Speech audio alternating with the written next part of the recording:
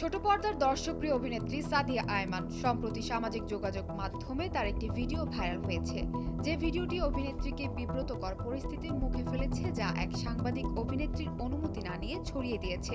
এরপর দর্শক মহল থেকে শুরু করে তারকাদের মাঝে চলছে আলোচনা সমালোচনা। পোশাক নিয়ে বিব্রতকর পরিস্থিতির মুখে পড়তে হয়েছিল নায়িকা মৌসুমী হামিদকেও। তার সঙ্গে শুটিং সেটে ঘটে যাওয়া এক অপ্রীতিকর ঘটনার কথা শেয়ার করেছেন এই নায়িকা। নিজের ফেসবুক অ্যাকাউন্টে তিনি দীর্ঘ এক স্ট্যাটাস দিয়েছেন মৌসুমী হামিদ লিখেন, প্রায় ৩ বছর আগের কথা, মোবাইল শুটিং করছি। বেশ রাত হয়েছে, কিন্তু অনেক কাজ বাকি। সাধারণত আমরা যখন শুটিং করি, বিশেষ করে আউটডোর, তখন কাজের চাপ থাকে বেশি এবং শুটিং লোকেশন এবং মেকআপ রুম বা চেঞ্জ রুম বেশ দূরে হয়। বারবার দৌড়াদৌড়ি করে কাপড় পাল্টাতে বেশ কষ্ট হয় এবং সময়ও বেশি লাগে।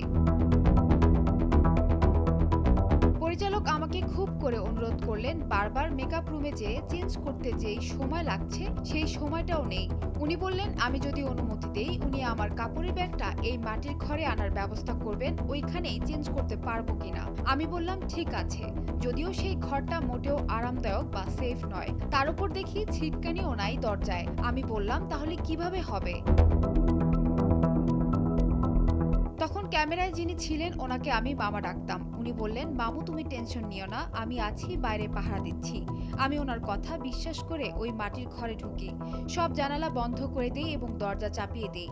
কি যেন মনে করে শাড়িটার ভাঁজ খুলে আমি পুরো শাড়িটা ওনার মতো কাঁধের উপর রেখে দিই এবং ঠিক তখনই লাইটের একটা ছেলে হুড়মুড় করে ঘরে ঢুকে পড়ে। আমি চিৎকার দিয়ে উঠি, এই চেঞ্জ করি। তখন প্রচন্ড রাগ হলো মামার উপর। চিৎকার দিলাম একটা।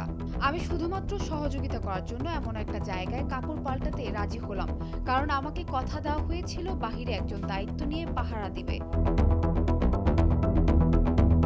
আমি যখন ঘরের ভিতর থেকেই চিৎকার করছি ইউনিটের উপর তাদের দায়িত্বহীনতা নিয়ে, তখন সেই মামা বিরক্তি নিয়ে বললেন, আরে বাদ দে তো, ও তো ঢুকেই বের হয়ে আসছে, এইটুকু সময় আর কি দেখেছে। এই ছেলেটাকে উদ্দেশ্য করে বলল, এই তুই কি দেখছস বলে অসভ্যতার মতো হাসতে লাগলো। ছেলেটা কোনো উত্তর দিল না। আমার শরীরে যতখানি অংশ দেখা গেছে সেটা তেমন কোনো বিষয়ই না, আমি নাকি ওভার রিয়্যাক্ট করছি। এই কথা শোনার পর আমি বের হয়ে জীবনের সর্বোচ্চ রিয়্যাক্ট সেদিন করেছি সেটে। আমার কলিগের কাছে আমার সম্ভ্রম এতটা তুচ্ছ। পরিবার ছেড়ে দিনের বেশিরভাগ সময় যাদের সাথে কাজ করি, তারা এইভাবে তাদের দায়িত্বহীনতা জাস্টিফাই করবে? সানজানা তাবাসসুম, ভোরের কাগজ।